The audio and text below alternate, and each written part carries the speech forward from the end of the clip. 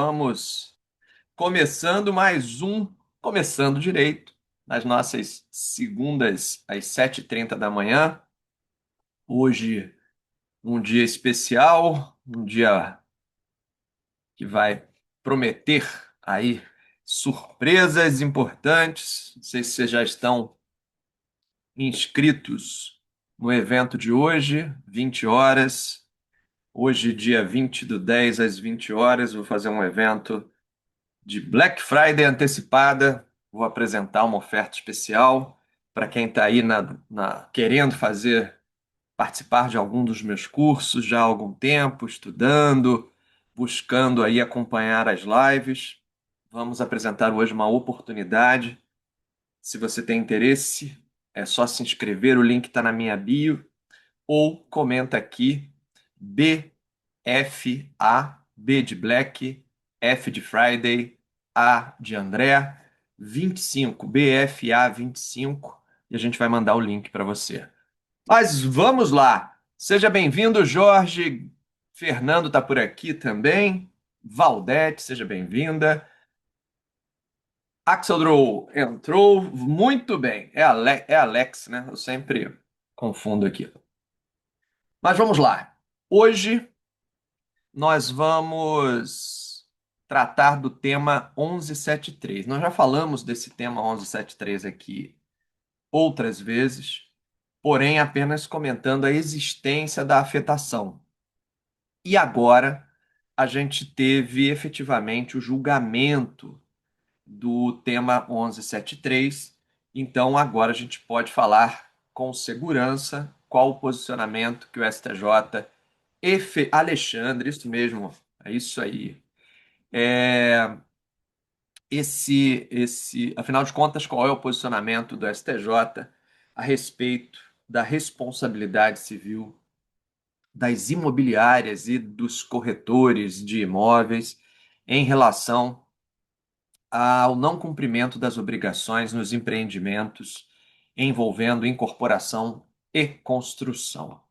Então, o tema 1173 foi trazido agora com um julgamento concluído no informativo 866 do STJ, e a gente vai poder então olhar com mais, agora sim, segurança sobre essa temática. A gente já abordou isso há alguns meses atrás, em um caso específico.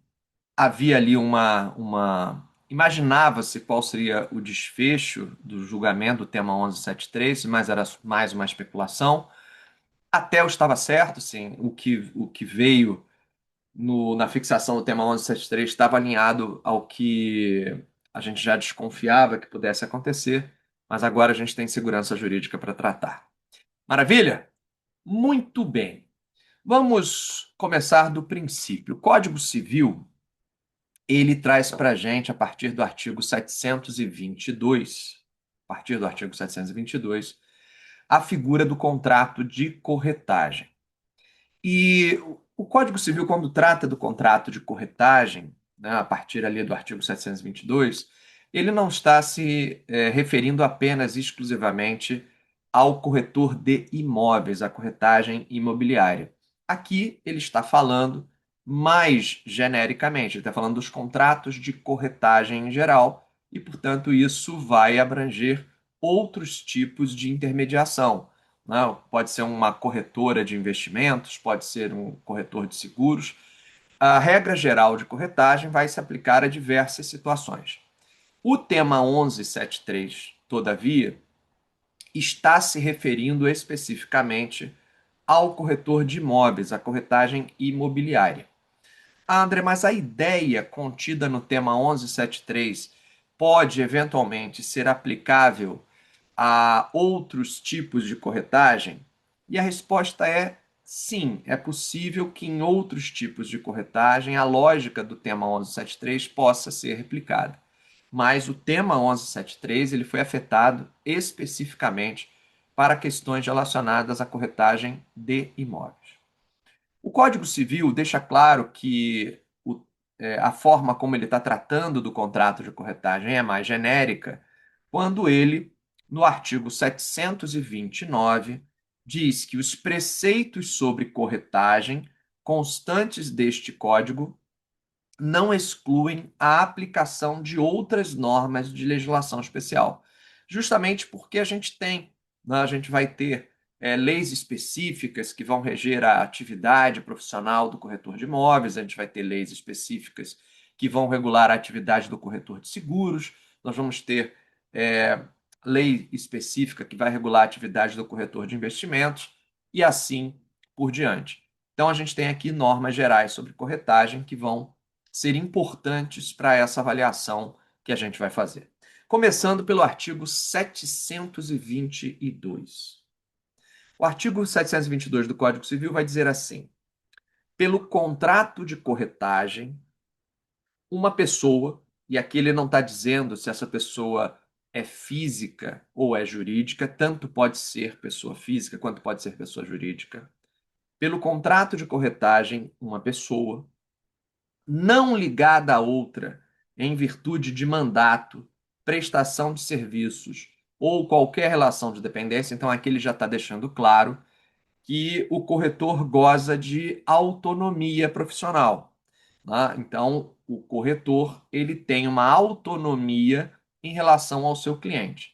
Não se trata, portanto, de contrato de mandato, em que existe uma preposição onde o mandatário atua necessariamente ali seguindo as ordens e instruções do mandante, nem o contrato de prestação de serviços, para o que há também um regramento próprio, ou qualquer outra relação de dependência, como, por exemplo, seria uma relação de emprego.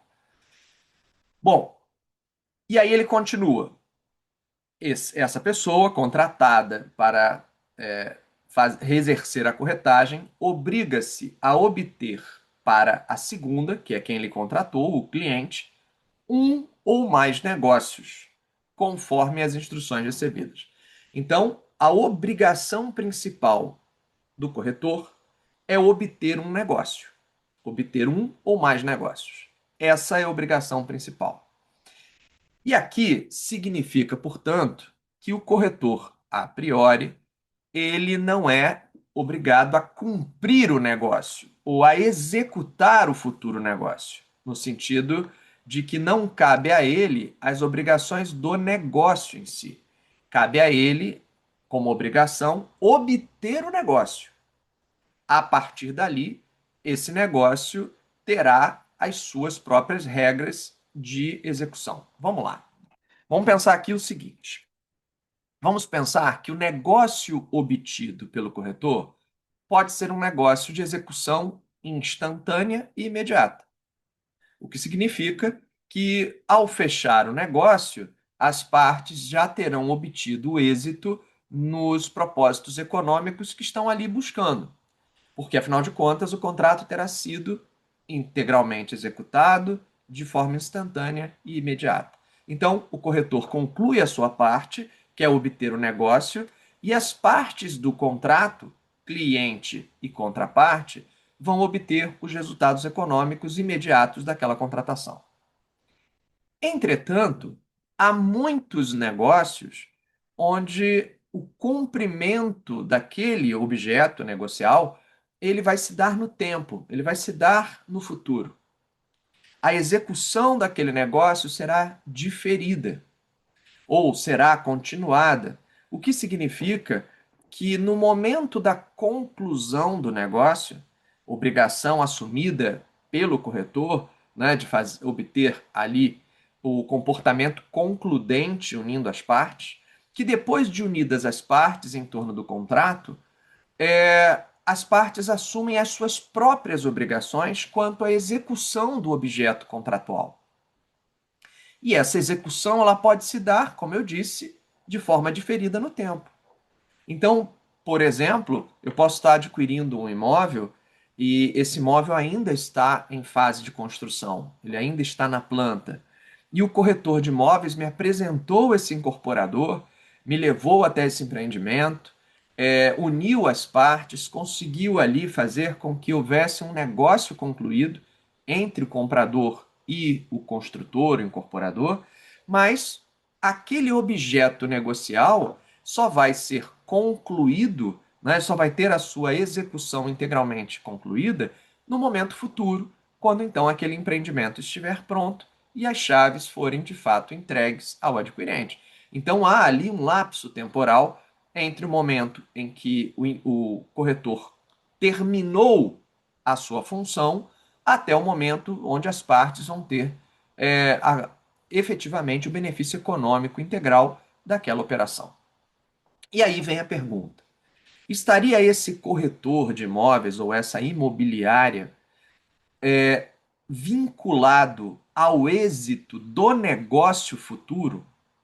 Ou o seu vínculo, a sua obrigação, estaria contida na intermediação em si, ou seja, no momento em que as partes consentem no negócio, no momento em que as partes acordam celebrar o contrato, ali estaria exaurida a obrigação do corretor.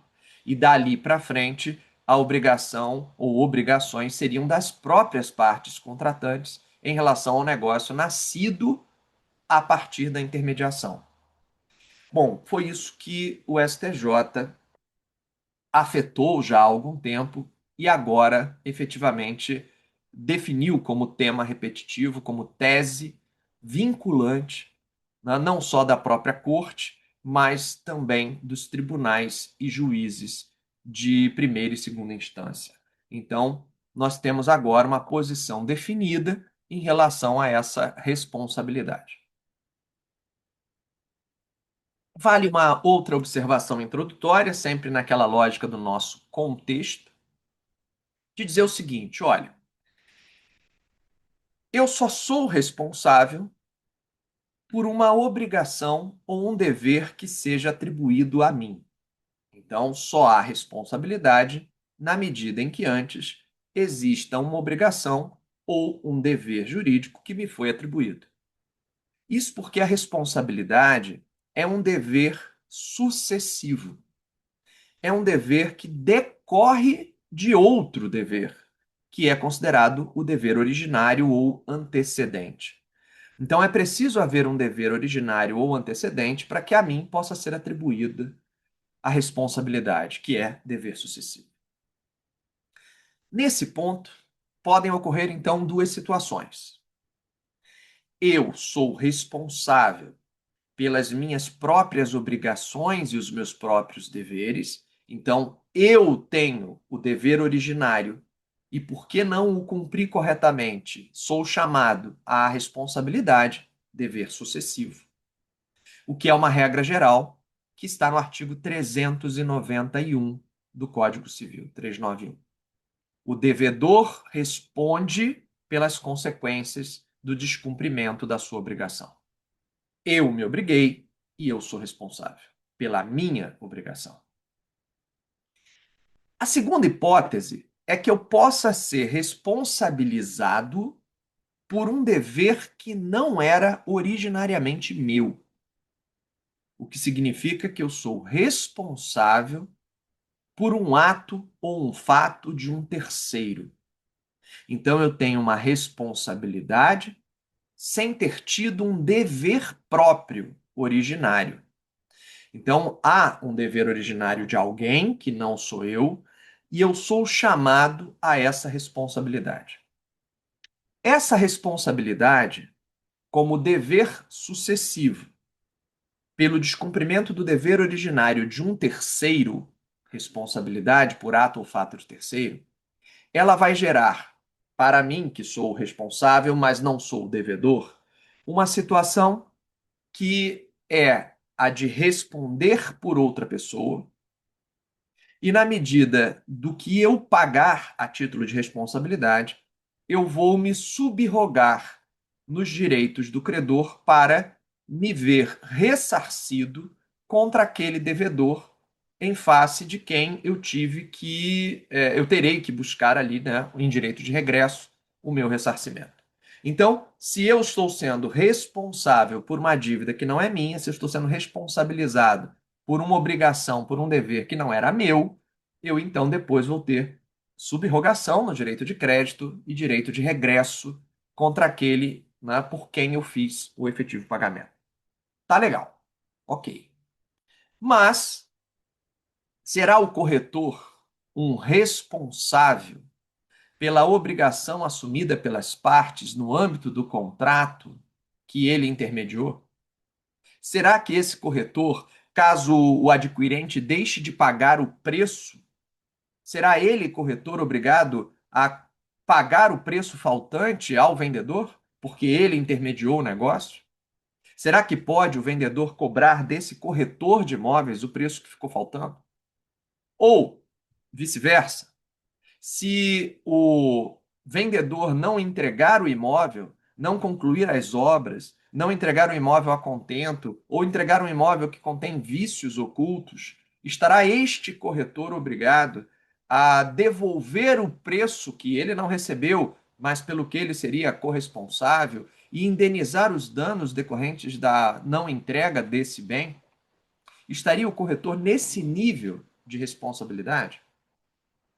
Esse é o ponto central do tema 1173. Será que eu posso atribuir a esse corretor uma responsabilidade por uma obrigação que originariamente não era dele? A obrigação dele era intermediar o negócio e permitir que as partes então concluíssem aquele negócio. Agora, a execução das obrigações nascidas a partir desse negócio, ela é originariamente das partes. No caso da corretagem de imóveis, né, das partes que estão ali comprando, vendendo, permutando, doando, recebendo, enfim, dentro daquele contexto. Aí entra um outro artigo do Código Civil, o artigo 265. O artigo 265 do Código Civil. O artigo 265 do Código Civil vai falar sobre solidariedade, sobre alguém que se torna responsável solidário por uma dívida que não é necessariamente dele, ou que pelo menos não é integralmente dele. E o artigo 265 diz que a solidariedade ela não se presume. Ela deve resultar da lei ou da manifestação de vontade das partes. Então, o 265 está dizendo para a gente que não dá para a gente presumir que porque alguém atuou na intermediação do negócio, que automaticamente essa pessoa que atuou na intermediação do negócio seria solidariamente responsável pelas obrigações que as partes assumiram no âmbito desse negócio. Então, essa solidariedade, ela teria que decorrer da lei, haver uma lei específica atribuindo essa corresponsabilidade, ou do negócio. Quer dizer, o próprio contrato que envolveu a atuação do corretor teria ali que atrair esse tipo de responsabilidade para o corretor de imóveis. O que de regra não acontece. Via de regra, o corretor de imóveis, ele não assume nem por força de lei, nem por força do contrato de corretagem, responsabilidade pelo cumprimento das obrigações futuras pelas partes contratantes do negócio por ele intermediado. Ele intermedia o negócio, ele assegura o encontro de vontades, ou seja, ele assegura que aquele consenso aconteça. No momento em que esse negócio acontece, o corretor cumpre o resultado da sua obrigação, que é unir as partes. Uma vez que essas partes estão unidas, daqui para frente, a responsabilidade pelas obrigações assumidas é, via de regra, das próprias partes. Então, o corretor, e aqui vale para a corretagem de um modo geral, mas o tema 1173 é para a corretagem de imóveis, esse corretor não é um garantidor geral do negócio que está sendo entabulado. Ele é obrigado pelo resultado do fechamento do negócio, que as partes obtenham o consenso. Mas uma vez obtido o consenso, está atingida a obrigação desse corretor e dali para frente a responsabilidade pelas obrigações assumidas é de cada parte. Ah, André, mas pode acontecer do corretor ter negligenciado o seu dever de prestar informações adequadas, informações importantes e precisas para aquele negócio. E que seja por falta de informação adequada que houve depois a frustração do negócio. Bom, nesse caso, eu tenho estabelecido um nexo de causalidade entre uma obrigação que era do próprio corretor e o evento danoso futuro. Aí eu vou ter a possibilidade de falar na responsabilidade do corretor. Por quê? Porque o artigo 723 do Código Civil ele vai dizer que o corretor é obrigado a executar a mediação com diligência e prudência e a prestar ao cliente espontaneamente, ou seja, o cliente não precisa ser alguém que domina o assunto e ele então é, ele vai fazer as perguntas certas. Não é o cliente que tem que perguntar, é o corretor que tem que espontaneamente prestar as informações. Então, diz o 723 que o corretor é obrigado a executar a mediação com diligência e prudência e prestar ao cliente espontaneamente todas as informações sobre o andamento do negócio. Parágrafo único desse 723. Sob pena de responder por perdas e danos, o corretor prestará ao cliente todos os esclarecimentos acerca da segurança ou do risco do negócio, as alterações de valores ou outros fatores que possam influir nos resultados da incumbência. Então, aqui pode ter acontecido de um corretor não ter informado um certo risco, uma certa característica do negócio, que acabou resultando futuramente em dano ou frustração a esse cliente. Mas aí nós estamos falando de uma responsabilidade que decorre de um descumprimento de obrigação pelo próprio corretor, que era o seu dever de diligência, o seu dever de prestar as informações claras e precisas. Então, aqui, o que eu estou falando não é que o corretor se obrigou a ser solidariamente responsável pelo eventual inadimplemento futuro das partes contratantes no negócio intermediado. O que eu estou dizendo é que ele inclusive sobre os riscos de eventual descumprimento futuro, ele tem ali o dever de informar. Ele deve trazer as informações. Então, se, por exemplo, se uma das partes tem uma situação de solvência duvidosa, se as certidões estão apontando riscos maiores para o negócio, o corretor deve informar a outra parte, deve prestar os esclarecimentos, deve documentar essa prestação de informação, para que ele possa se defender no futuro, dizendo: olha, eu orientei o cliente entendeu que valia a pena assumir o risco. Ele, cliente, assumiu o risco em prol do que ele considerou ser um bom negócio. O que eu fiz foi prestar as informações. Então, prestadas as informações, atingido o resultado da intermediação do negócio, a partir dali, cada parte assumiria suas próprias obrigações e o seu próprio risco. Certo?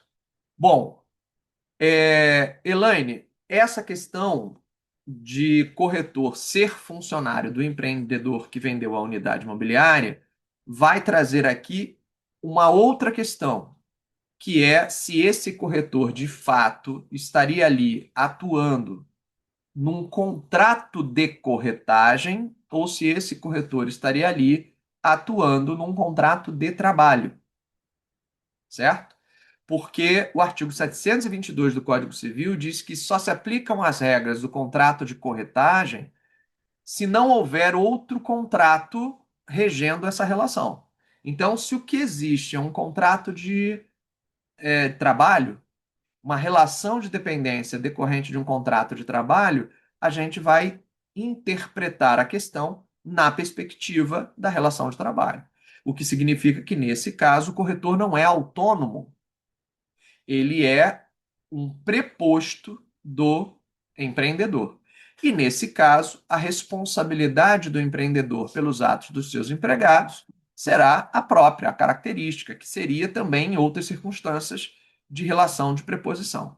Então, o corretor de imóveis atua como, né, de maneira autônoma quando ele é contratado no contexto de um contrato de corretagem, gozando de uma certa independência em relação ao cliente que o contratou para aquela intermediação, certo? Então, a gente tem aqui uma questão que ela aí, no caso de ser um funcionário, ela levaria para a questão da preposição, da relação de preposição. Ainda assim, Elaine, não seria o caso de se levar para o corretor empregado, né, como não seria o caso de levar para nenhum empregado do empreendedor a responsabilidade solidária pelo insucesso do empreendimento.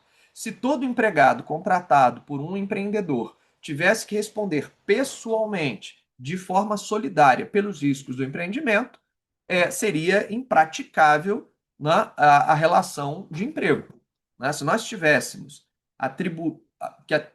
se nós pudéssemos atribuir ao empregado o mesmo nível de responsabilidade do empregador perante os negócios entabulados pelo empregador, a gente estaria trazendo um risco e uma responsabilidade para o empregado incompatível com a lógica do contrato de trabalho.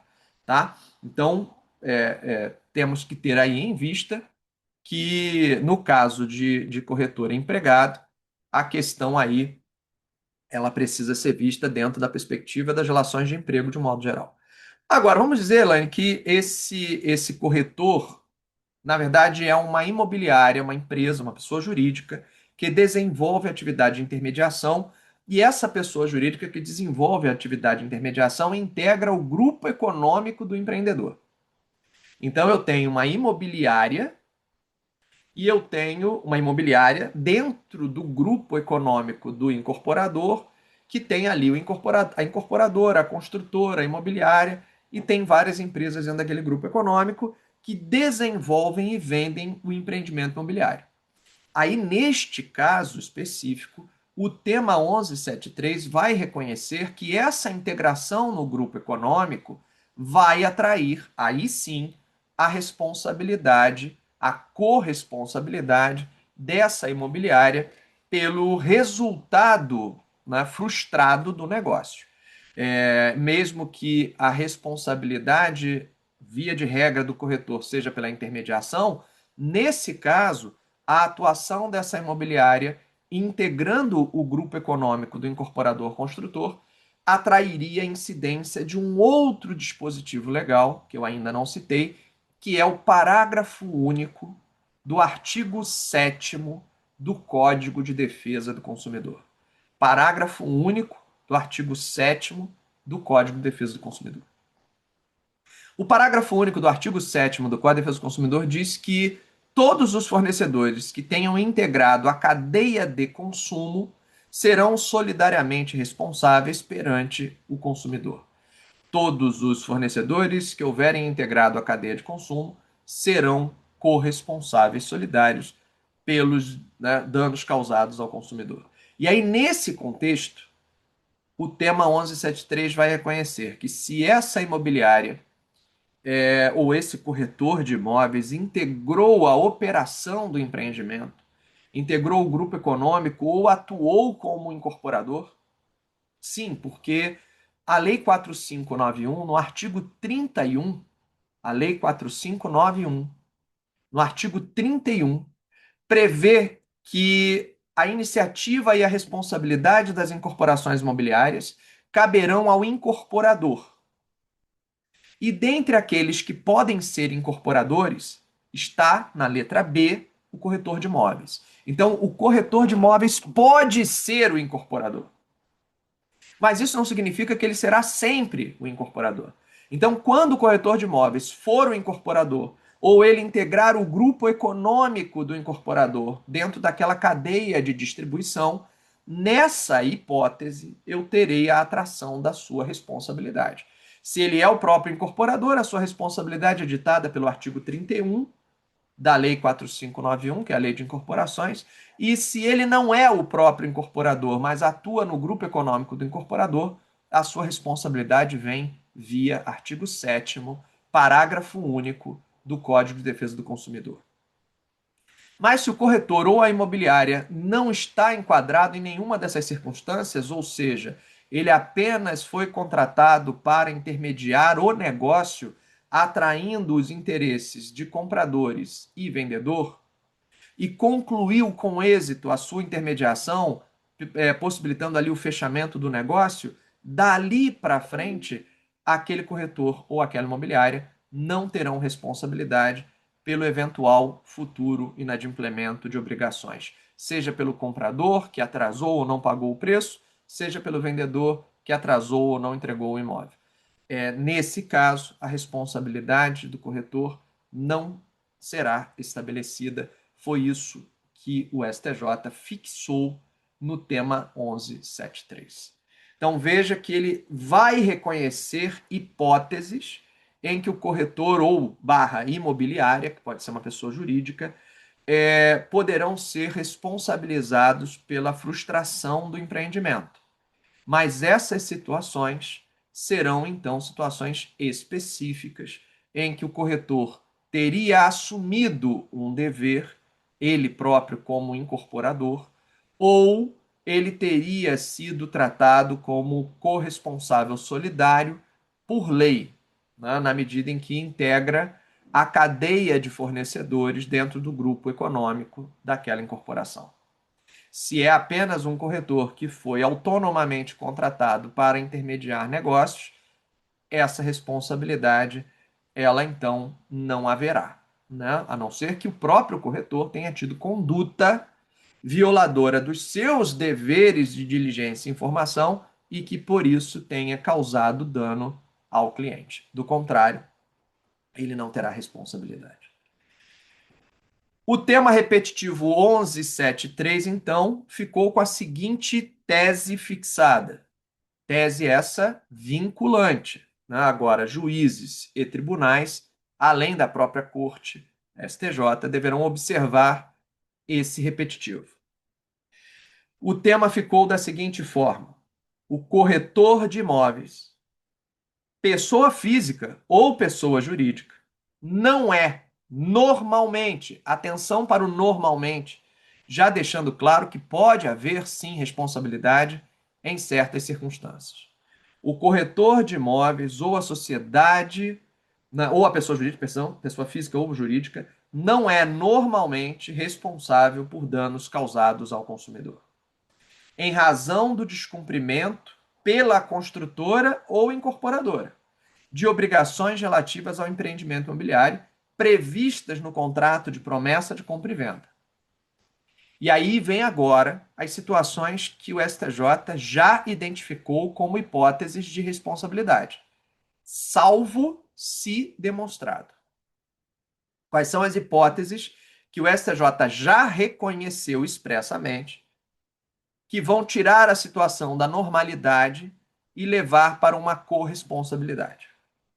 Primeiro, envolvimento do corretor nas atividades de incorporação e construção, ou seja, aquelas hipóteses em que o corretor se enquadra no artigo 31, a linha B de bola, da Lei 4591, quando ele, corretor, atua como incorporador. Então, evidentemente que aqui, ele atuando como incorporador, ele não pode querer se desvencilhar das responsabilidades que a incorporação vai lhe atrair. Ainda que o dono do terreno seja outra pessoa, ainda que o construtor executor da obra seja outra pessoa, na medida em que o corretor assumiu a operação conduzindo o empreendimento na qualidade de incorporador, a partir dali ele é responsável solidário pela operação. Segunda hipótese, que o corretor integra o mesmo grupo econômico da incorporadora ou construtora. Então, várias incorporadoras possuem dentro do seu grupo econômico empresas imobiliárias, porque isso dá a eles uma vantagem de ganhar, né? Ganha pela intermediação e pela venda final, em duas estruturas diferentes. E isso é interessante também, sob o ponto de vista tributário, porque eu tenho uma tributação diferenciada da comissão de corretagem dentro das atividades uniprofissionais, enquanto que a incorporadora vai ter lá como deduzir o custo da comissão de corretagem do seu lucro real. Então, existe ali uma estrutura tributária vantajosa. Então, grandes incorporadoras costumam ter nas suas estruturas braços imobiliários. E aí, nesse caso, a imobiliária que integra o grupo econômico do incorporador seria chamada a essa solidariedade. Haveria, então, uma integração aqui no grupo econômico que faria com que houvesse essa corresponsabilidade. E terceira hipótese descrita no tema repetitivo 1173. Se houver confusão ou desvio patrimonial das responsáveis pela construção em benefício do corretor. E aqui o item 3, evidentemente, é o que vai demandar mais instrução probatória, porque eu vou ter que demonstrar no caso concreto que o corretor de imóveis era sim um beneficiário da incorporação, embora não figurasse formalmente como incorporador. Mas eu vou ter que demonstrar isso por meio de uma confusão patrimonial ou de um desvio patrimonial. Essa, sem dúvida, é a parte que vai demandar mais prova, né, mais diligência probatória, para que se demonstre que houve essa confusão patrimonial, esse desvio, né, patrimonial, e aí atrair essa responsabilidade do corretor. Então, eu teria aqui meio que um ônus probatório mais robusto a ter que produzir. E pode acontecer? Claro que sim. Pode ser que aquela imobiliária, aquele corretor de imóveis que atua numa determinada região e que tem alto poder econômico, quer se blindar de responsabilidades e utiliza eventualmente laranjas no desenvolvimento da operação ou forma parcerias ocultas por meios de contratos de gaveta para ter o benefício econômico do empreendimento sem ter ali o ônus, o risco de responsabilidade pelo empreendimento. Mas aí vai depender de uma dilação probatória maior. Claro que essa é a situação, talvez não, certamente a mais complexa de ser demonstrada. A 1 e a 2 é mais fácil, né? Porque na 1 o corretor se apresenta formalmente como incorporador, então a sua responsabilidade é fácil de ser identificada. Na 2, o corretor, nesse caso, geralmente a pessoa jurídica imobiliária, ela atua no grupo econômico do incorporador, então também facilita a demonstração. No 3, que é essa confusão ou desvio patrimonial, é que vai ser sempre o elemento mais complexo, mas uma vez demonstrado, também atrairá essa corresponsabilidade. Então, esse aqui, o tema 1173. Uma questão relevante para ser considerada aqui, gente. Uma questão relevante para ser considerada.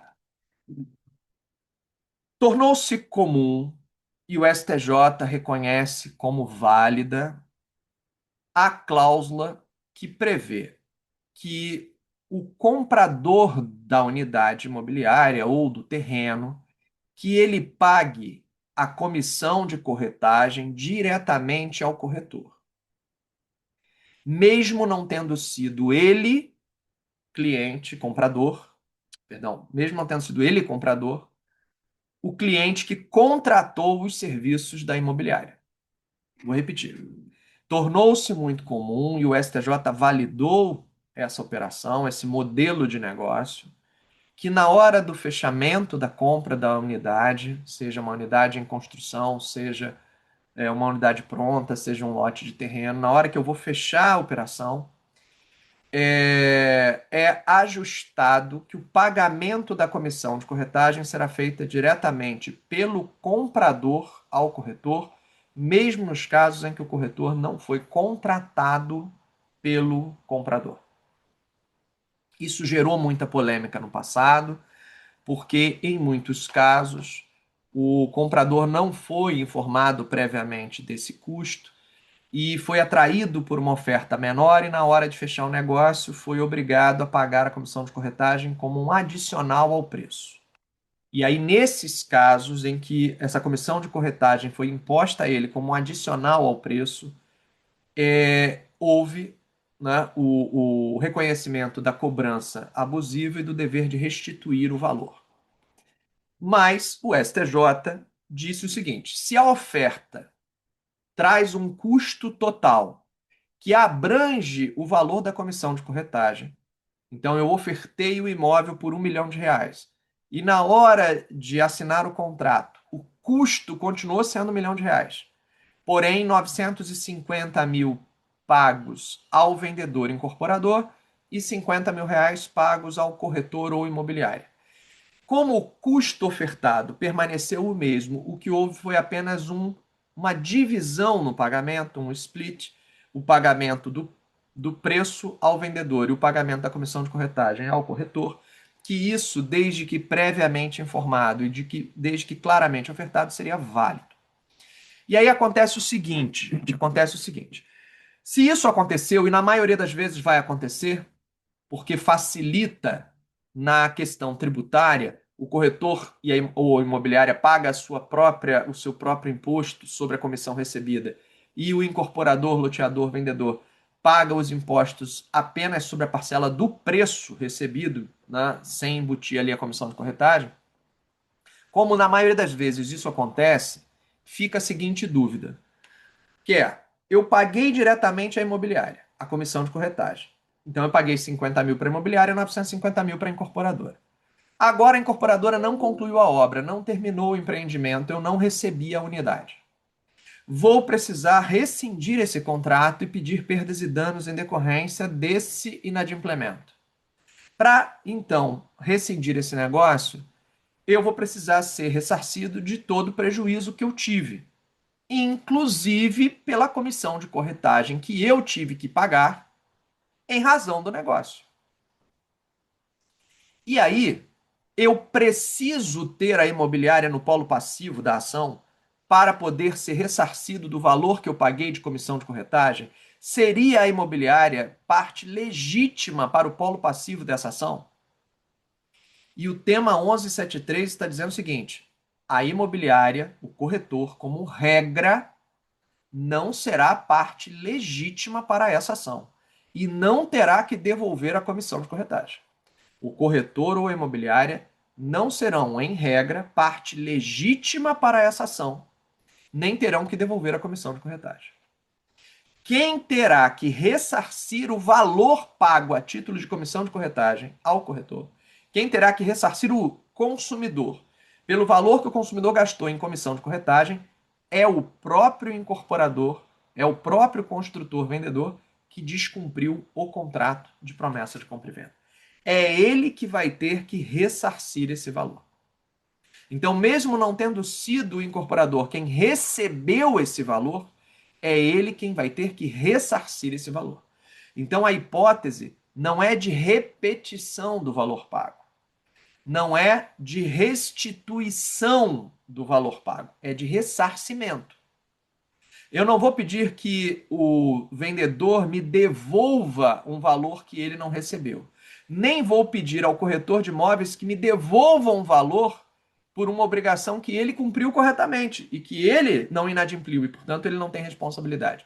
O que eu tenho que pedir é que esse vendedor me indenize por todos os danos emergentes que eu tive, como, por exemplo, o custo que eu tive com a comissão de corretagem paga ao corretor de imóveis ou à imobiliária, mesmo que o corretor tenha sido contratado por mim para buscar o imóvel.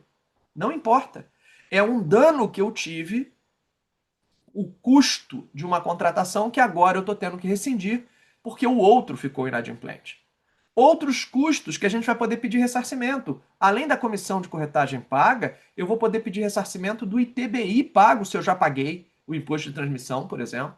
Se eu já paguei o imposto de transmissão, eu tenho direito a receber esse imposto de transmissão a título de ressarcimento. Não é contra o município, é contra quem deu causa à rescisão de contrato.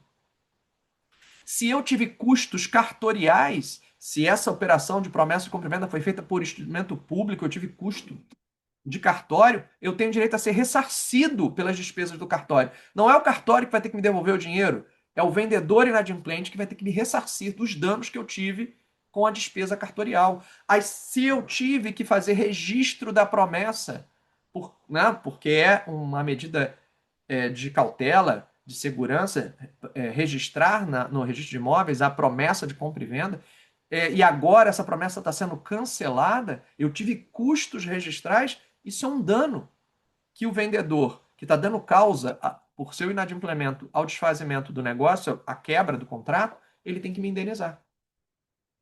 E eu vou ter que pedir isso, certo? Eu vou ter que pedir isso à pessoa certa.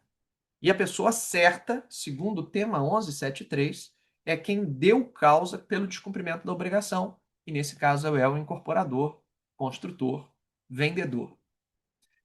O corretor de imóveis só terá essa responsabilidade de forma excepcional, como o tema 1173 fixou.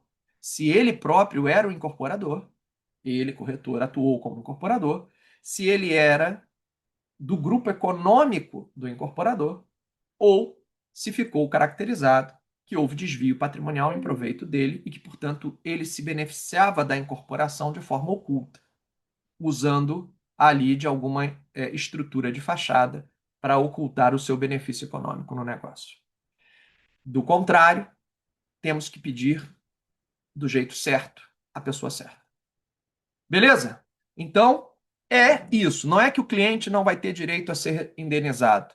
Eu só vou ter que formular o pedido indenizatório do jeito certo, em face da pessoa certa. Maravilha? Muito bem. Então, vamos fechando aqui a live de hoje, tratando desse tema 1173, finalmente fixada a tese pelo STJ, finalmente trazendo aí um ambiente de maior segurança jurídica. Quero lembrar que hoje, dia 20 de outubro, às 20 horas, você tem um encontro marcado comigo. Eu vou fazer ao vivo um evento para apresentar a vocês uma oferta de Black Friday antecipada dos meus cursos, todos os meus cursos, prática em direito contratual, advocacia imobiliária de A a Z, como atuar em distratos imobiliários, workshop advocacia imobiliária na reforma tributária, workshop contratos blindados, todos os cursos vão ser apresentados hoje nessa live com uma oferta super especial, todos eles pelo custo de um só. Tem oferta especial também para quem estiver na live, com bônus que vão ser exclusivos para quem estiver lá. Então, se você ainda não se inscreveu e tem interesse em fazer algum desses cursos e quer aproveitar essa oportunidade economicamente muito vantajosa, muito interessante, é só escrever aqui nos comentários BFA25, B de Black, F de Friday, A de antecipada 25, BFA 25. Você vai receber o link aí para fazer a sua inscrição. Não tem que pagar nada para participar da live. Vem, ouve a oferta, vê se faz sentido para você. E se fizer sentido para você, aí você adquire o curso. Beleza? Se vocês sabem de alguém que tem interesse e ainda não fez os meus cursos, ou faz um curso e tem interesse em fazer alguns dos outros, manda essa dica, manda lá esse aviso, fala para a pessoa se inscrever, ela não vai se arrepender. A oferta tá muito legal, tá realmente muito, muito, muito boa. Então, se puderem indicar aí a outras pessoas, amigos de vocês, pessoas que trabalham com vocês, que vocês acham que se beneficiaria fazendo um dos cursos ou todos eles, ajuda a divulgar. Eu agradeço bastante. Beleza? Então, nos vemos mais tarde. Uma excelente semana a todos, um excelente resto de segunda-feira. Aliás, toda segunda-feira pela frente, né? Que a gente está só começando direito. Tchau, tchau, gente. Um abraço.